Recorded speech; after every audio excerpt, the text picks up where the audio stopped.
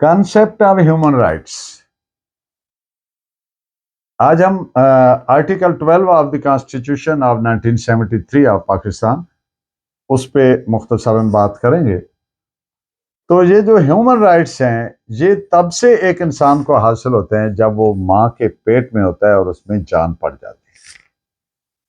ابتداً انہیں natural rights کہا جاتا تھا، جو بعد میں جب with the evolutionary process when the democratic states came into being having the constitution اور almost آج دنیا کے تمام ڈیموکریٹک کنٹریز کے کانسٹیٹیوشن میں ان ہیومن رائٹس کو، نیچرل رائٹس کو فنڈامنٹل رائٹس کے نام سے کہا جاتا ہے، یعنی بنیادی حقوق.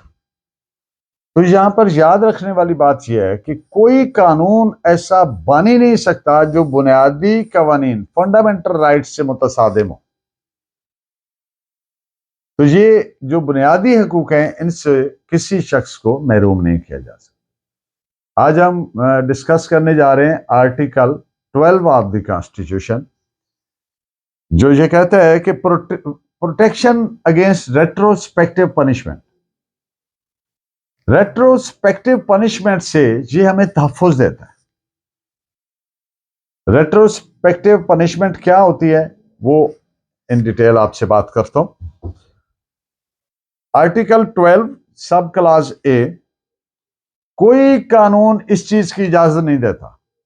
اب نیچے وہ چیزیں آ جائیں گی کس چیز کی، کہ کسی شخص کو سزا دی جائے. کوئی قانون اس کی اجازت نہیں دیتا کہ کسی شخص کو سزا دی جائے کسی ایسے ایکٹ اور اومیشن کی، کسی ایسے فعل یا ترک فعل کی جو جب اس کا ارتکاب ہوا جس تاریخ کو، جس ٹائم پہ، اس وقت وہ قابل سزا نہیں تھا، پنشیبل بائی لا نہیں تھا.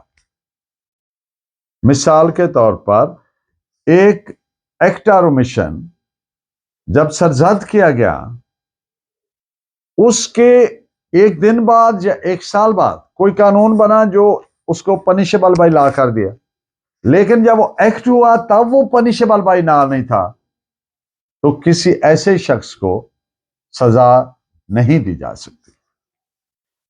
اور اس کی دوسری بات،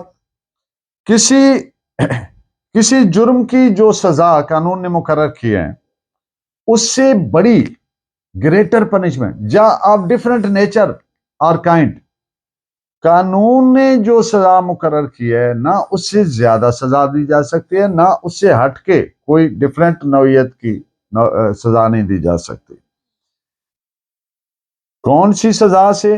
جس وقت، جس ڈیٹ کو وہ جرم کا ارتکاب ہوا اس وقت جو سزا تھی صرف وہی سزا دی جا سکتی ہے. بھلے 5 سال بعد کوئی نیا قانون آ گیا ہو، لیکن جس ڈیٹ کو وہ ہوا اس وقت جو قانون نافذ العمل تھا اس کے مطابق سزا دی جائے. اس کا سب کلاس 2 ہے جو یہ کہتا ہے کہ یہ جو باتیں میں نے کی یعنی جو کلاس 1 میں دی گئی ہیں اور آرٹیکل 270 اپلائی ہی نہیں ہوگا ایک صورت میں. وہ صورت کون سی ہے؟ اگر آئین کو ایبروگیٹ کیا جائے، ایبروگیشن اور سبورژن آف دی کانسٹیٹیوشن، اس ایکٹ کو، اب کون سا constitution? It will be deemed to be commencing from 23 March 1956. تب سے اب تک جو ایکٹ آف سبورژن، طے ابالا کرنا قانون کو، ایبروگیشن، منسوخ کالعدم قرار دینا، یہ جو ایکٹ ہے اس کو پچھلی ڈیٹ سے جرم بنایا جا سکتا ہے، اس پہ یہ اپلائی نہیں ہوگا. آپ کا بہت شکریہ. Please keep in touch with me, keep watching and guiding me by your valuable comments. اللہ نگہبان.